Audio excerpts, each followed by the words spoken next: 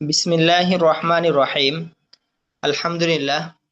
মহান আল্লাহ তাআলার দরবারে লাখ কোটি শুকরিয়া যে মহান রব্বুল আলামিনের অশেষ কৃপায় আল্লাহ তাআলা আমাদেরকে মাখরাজের আলোচনা শেষ করার পরে আল্লাহ তাআলা আমাদেরকে মোরাক্কাব পর্যন্ত নিয়ে এসেছেন।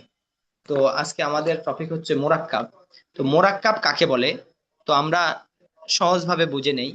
মোরাক্কাবের তারিফ, মোরাক্কাবের সংজ্ঞা হচ্ছে যুক্তকরণ। আমরা যেরকম বাংলা আগে স্বরবর্ণ ব্যঞ্জন বর্ণগুলাকে আমরা শিখছি, হ্যাঁ, এর পরবর্তীতে আমরা এগুলাকে যুক্ত করছি, যেমন ব, হ্যাঁ, ব, র, এরকম ভাবে প্রথমত এগুলাকে আলাদাভাবে শিখছি, এরপর এগুলাকে যুক্ত করছি। তো আজকে হলো আমাদের এরকম ভাবেই ইনশাল্লাহ আমাদের আজকে যুক্তকরণ আমরা নিয়ে আলোচনা করব। তো এই যুক্তকরণকে আরবিতে বলা হয় হলো মোরাক্কাব। তো আরবি হরফ কয়টি? আরবি হরফ হলো 29টি। আরবি হরফ 29টি। হ্যাঁ, এই 29টি হরফের 22 হরফ মোরাক্কাব হয়। 22 হরফ মোরাক্কাব হয়।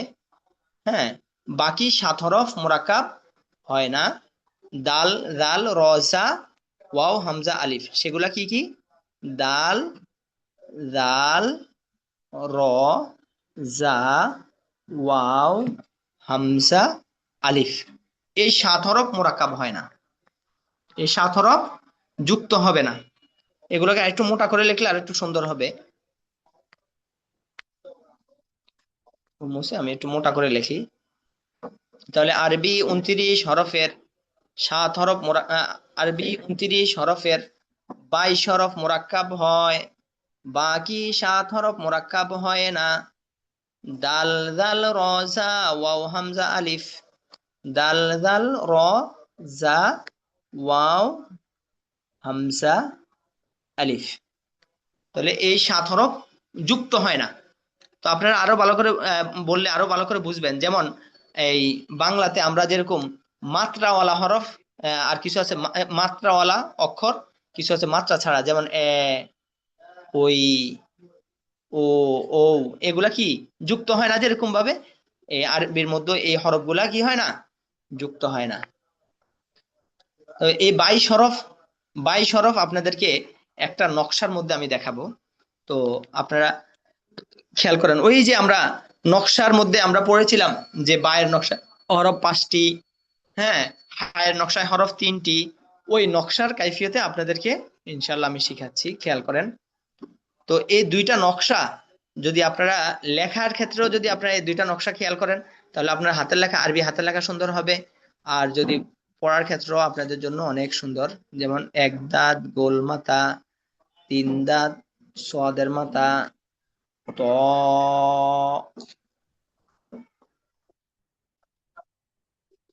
এরপরে হলো আপনারা আঁকা কি করেন না ভাইজান। আল্লাহ। এর পরবর্তীতে হলো, আচ্ছা এটা একটু বড় করে দেই তাহলে আপনাদের জন্য। আচ্ছা এটা এইভাবেই থাকুক, সমস্যা নেই। দেখেন, প্রথম এই যে একটা দাঁত লিখলাম না, এই যে একটা দাঁত, তো এক দাঁত গোল মাথা, তিন দাঁত সোয়াদের মাথা, ত। এটাকে আরেকটু বড় করে লিখি তাহলে আপনাদের জন্য বুঝতে সহজ হবে। এক দাঁত গোল মাথা, তিন দাঁত সোয়াদের মাথা, ত।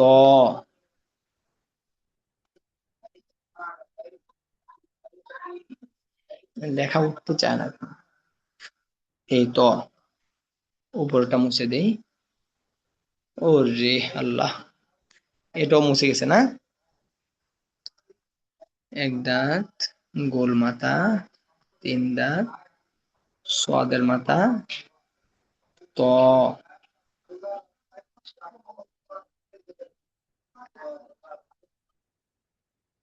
আচ্ছা, দেখেন, তো এক দাঁতের উপর এক নক্তা দিলে নুন, নক্তা মুছে ফেললে এক দাঁত, এক দাঁতের উপর দুই নক্তা দিলে তা, নক্তা মুছে ফেললে এক দাঁত।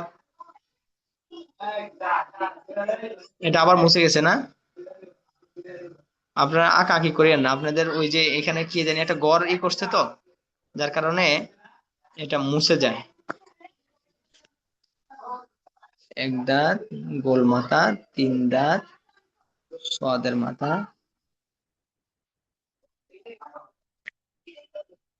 ত। তাহলে এক দাঁতের উপর এক নক্তা দিলে নুন, নোক্তা মুছে ফেললে এক দাঁত, এক দাঁতের উপর দুই নক্তা দিলে তা, নোক্তা মুছে ফেললে এক দাঁত, এক দাঁতের উপর তিন নক্তা দিলে তা, নোক্তা মুছে ফেললে এক দাঁত। দেখেন আবার মুছে গেছে। আচ্ছা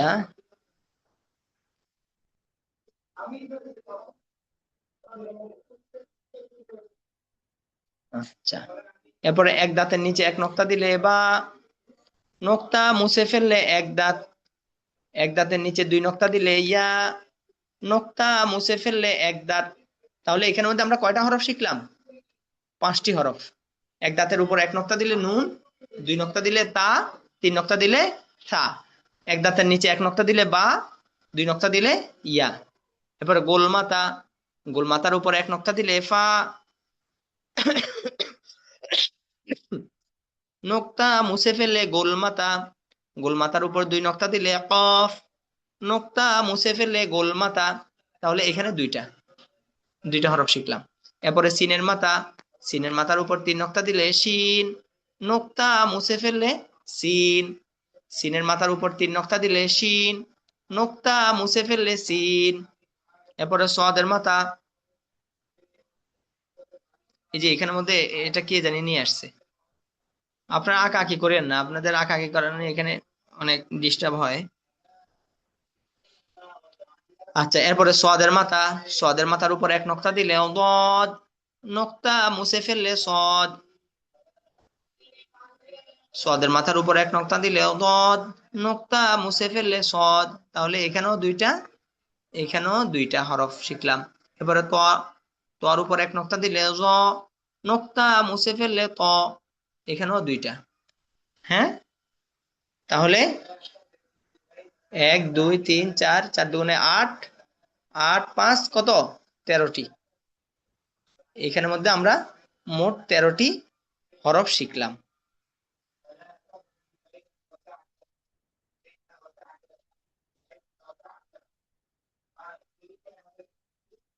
এর পরবর্তীতে আরেকটা নকশা শিখলেই আমাদের হয়ে যাবে ইনশাল্লাহ। এরপরে হলো উল্টা দাঁত হার মাতা, আইনের মাতা, লামের মাতা, গোলহা মিম। হ্যাঁ, এবার আমাদের প্রশ্ন হতে পারে যে উল্টা দাঁত, উল্টা দাঁত কি এটা? উল্টা দাঁতটা হলো, এটা আপনাদেরকে লিখে বুঝাইলে আপনারা বুঝবেন, আপনারা কেউ আঁকা আঁকি করবেন না। এই যে একটা দাঁত, যেটা আমরা একটু আগে পড়লাম এক দাঁত, তো এটাকেই লেখকরা লেখার সময়, হ্যাঁ, সংক্ষিপ্ত ভাবে লেখার সময় তখন কি করে, যেমন এই যে হা লিখবে, তো লেখার সময় মূলত এটা এইভাবে থাকে আর কি, এই যে হা, তখন লেখকরা এই মাঝখানে এই এত এটা আর ব্যবহার করে না, এই লম্বা জায়গা নষ্ট করে না, তো এইখানের মধ্যে এটাকে এইভাবে এইভাবে দিয়ে দেয়, তখন এটাকে বলা হয় উল্টা দাঁত। এটাও সেম কোয়ালিটি, উল্টা দাঁতের নিচে এক নক্তা দিলে বা, উল্টা দাঁতের নিচে এক নক্তা দিলে কি হবে, বা। এরপর নক্তা মুছে ফেললে উল্টা দাঁত, উল্টা দাঁতের নিচে দুই নক্তা দিলে ইয়া, নক্তা মুছে ফেললে উল্টা দাঁত, উল্টা দাঁতের উপর এক নক্তা দিলে নুন, নক্তা মুছে ফেললে উল্টা দাঁত, উল্টা দাঁতের উপর দুই নক্তা দিলে তা, নক্তা মুছে ফেললে উল্টা দাঁত, উল্টা দাঁতের উপর তিন নক্তা দিলে তা, নক্তা মুছে ফেললে উল্টা দাঁত। তাহলে এই উল্টা দাঁত আর ওই বাও দাঁত, হ্যাঁ, পার্থক্য কোনো কিছুই না, শুধু এটা একটু এইভাবে আর কি। তো এটাকে, এটা উল্টা হলো কেন, এটা আপনাদেরকে উপরে বোঝানো হলো। এরপরে ইনশাল্লাহ আমরা শেষে গিয়ে আরো আপনাদেরকে বিস্তারিত বুঝাবো, কেউ কারো কোনো প্রশ্ন থাকলে এটা শুনবো।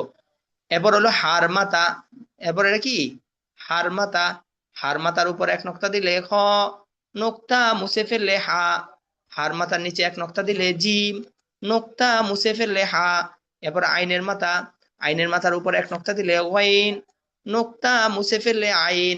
তো আইনটা এভাবে কেন হলো, আইনটা তো ছিল এভাবে, হ্যাঁ, আইনটা তো ছিল এভাবে। তো লেখকরা যখন এটা এই বাক্যে যখন শব্দে লেখে, তখন লেখকরা এভাবে, আমি বারবার উঠাই যেন আপনারা বুঝতে পারেন, এইভাবে এভাবে আসতে থাকে আসতে থাকে, এখানে আইন কলম আনে, কলম আনার পরে এই যে এখানে যায়, যাওয়ার পরে এখান থেকে আর কলমটাকে উঠায় না, এখান দিয়ে নিয়ে নিয়ে নিয়ে চলে আসে, যার কারণে মাথাটা এরকম হয়ে যায়। হ্যাঁ, এরপরে লামের মাথা, লামের মাথার উপর এরকম লাগাই দিলে হবে কাফ।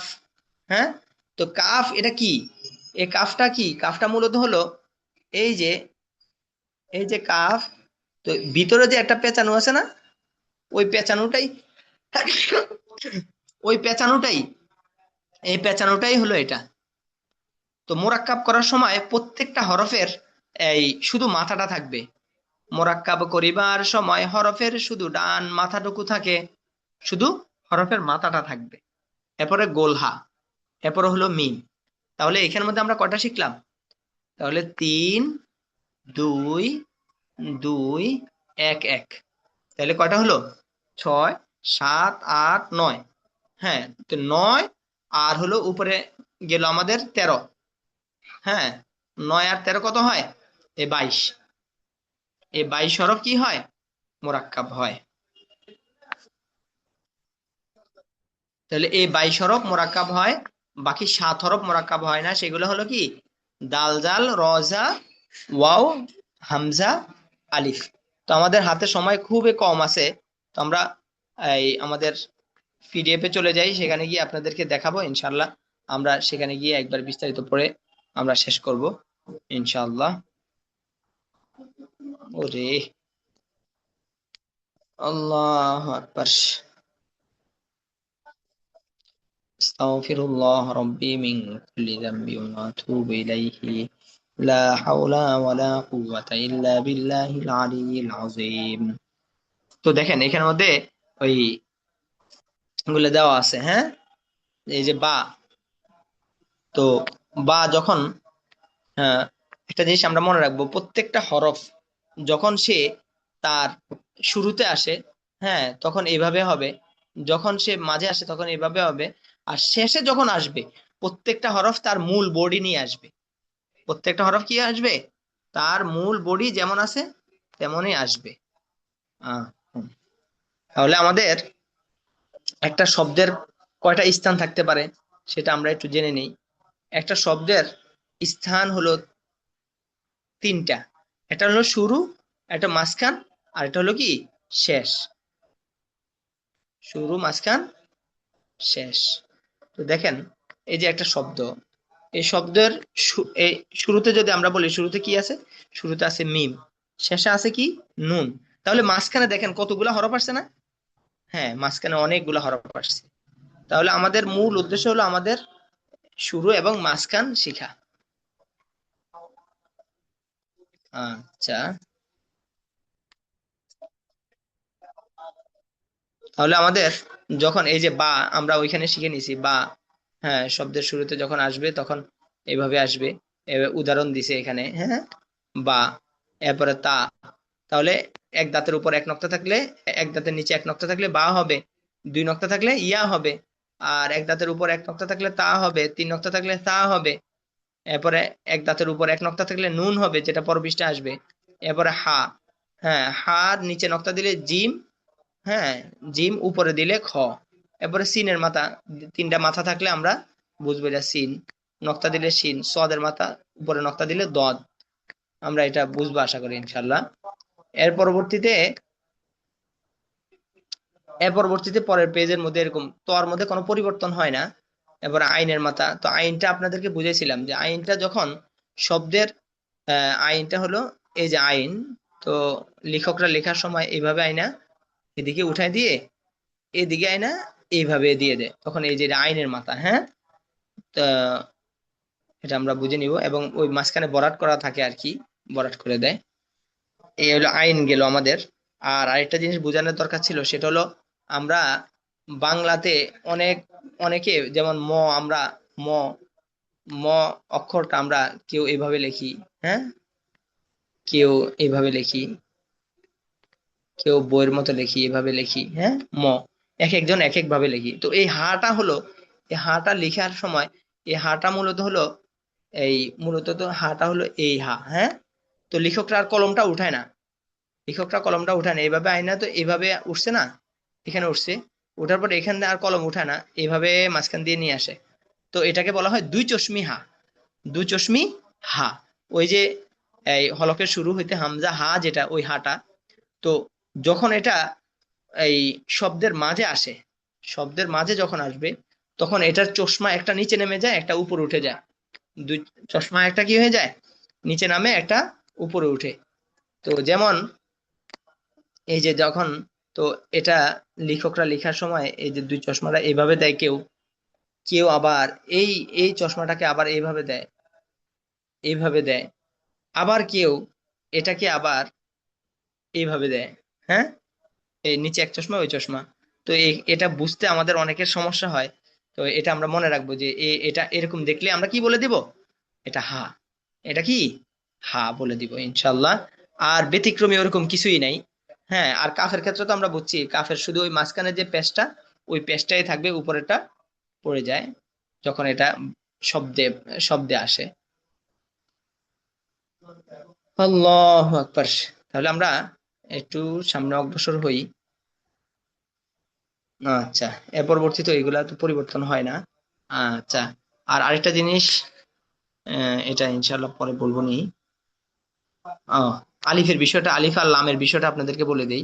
যখন এই আমরা আরেকটা জিনিস বলে দেই, যে এই যে দাল, দাল দাল র জা ওয়াও হামজা আলিফ, এগুলা কি হয় না, যুক্ত হয় না, মিলিত হয় না। এখন আপনাদের প্রশ্ন হতে পারে, এগুলো তো যুক্ত হয় না, তো আমরা তো দেখতেছি এগুলা যুক্ত হয়েছে, যুক্ত হয়েছে, আমরা তো দেখতেছি। যেমন এই যে এখানের মধ্যে এই যে দাল, এটা মিলছে না, মিমের সাথে এটা মিলছে না। হ্যাঁ, তো এখানের মধ্যে যে মিলাটা, এটা হলো তার যোগ্যতা না, মিমে আইসা তার সাথে মিলছে। যেমন এগুলা শেষে আসছে, দেখছেন, শেষে আসে, মাঝে যখন আসে সে আলাদা হয়ে যায়। যেমন এই যে মাঝে যখন দালটা আসছে, দেখেন খটা কিন্তু আলাদা হয়ে গেছে। এরপরে দাল মাঝে আসছে, পরে ইয়াটা আলাদা হয়ে গেছে। তো এগুলা যখন শব্দের মাঝে আসবে, তখন এগুলো আলাদা হয়ে যাবে, আর শেষে যখন আসে, তখন আগের হরফ যায় তার সাথে মিলে আর কি। এরপর আলিফের বিষয়টা আসি। তো আলিফটা হলো এই, আমরা বললাম না যে এই দাল জাল রজা ওয়াও হামজা আলিফ, এগুলা যুক্ত হয় না। তাহলে আলিফটা, আলিফটার শেষে এই যে দেখেন আলিফটা, এটা এটা এটা দ্বারা কি বোঝালো, যেমন এই যে এরকম ভাবে যদি থাকে, হ্যাঁ এল এর মতো যদি থাকে, তাহলে বুঝবেন যে এটা হলো কি, এই যে এখান দিয়ে বের হয়ে আছে, অর্থাৎ আগের আরেকটা হরফ আইসা তার সাথে মিলবে। যেমন ফা আলিফ জবর ফা। হ্যাঁ, তো এটা হলো শেষে যখন থাকবে, এটা হলো আলিফ।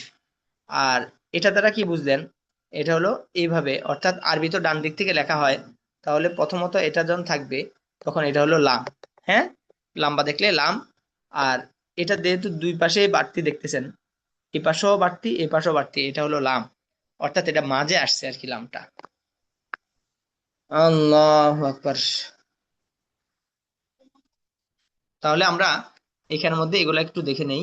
হ্যাঁ, তাহলে এই যে এটা হলো আলিফ, আলিফ, লাম, লাম, এরপর নিচে এক নক্তা থাকলে, এক দাঁতের নিচে এক নক্তা দিলে বা, উপরে এক নক্তা দিলে নুন, এরপরে গোল মাথার উপর এক নক্তা দিলে ফা, এরপরে আইন, এই গইন, নুন, এরপরে ফা, এরপরে বা, এরপরে জিম, খ, দদ, এরপরে এক দাঁতের নিচে দুই নক্তা দিলে কি হয়, ইয়া, এক দাঁতের উপর দুই নক্তা দিলে তা, এরপরে গোল মাথার উপর দুই নক্তা দিলে অফ, এরপরে এক দাঁতের উপর তিন নক্তা দিলে থা, তিন দাঁতের উপর তিন নক্তা দিলে শিন, মিম, এরপরে আইনটা বুঝাইছিলাম, মিম, সিন, এরপরে এটা ওয়াও, এরপরে সিন, কাফ, হামজা, হা, সদ, এরপরে ওই যে গোল হা। আমাদের এই পর্যন্ত পড়া থাকুক ইনশাআল্লাহ। তো আমাদের বিশেষ করে এই অনুশীলনটা সবাই যেন পড়া দিতে পারেন, আল্লাহ তাআলা সেই তৌফিক দান করুন। এই অনুশীলনটা 5 নম্বর পেজের এই যে উপরের অংশটা, উপরের অংশটা সবাই পড়া দিবেন ইনশাআল্লাহ। আল্লাহু আকবার। আচ্ছা, ঠিক আছে ইনশাআল্লাহ। তাহলে আমাদের এই একটু পর্যন্ত পড়া থাকুক।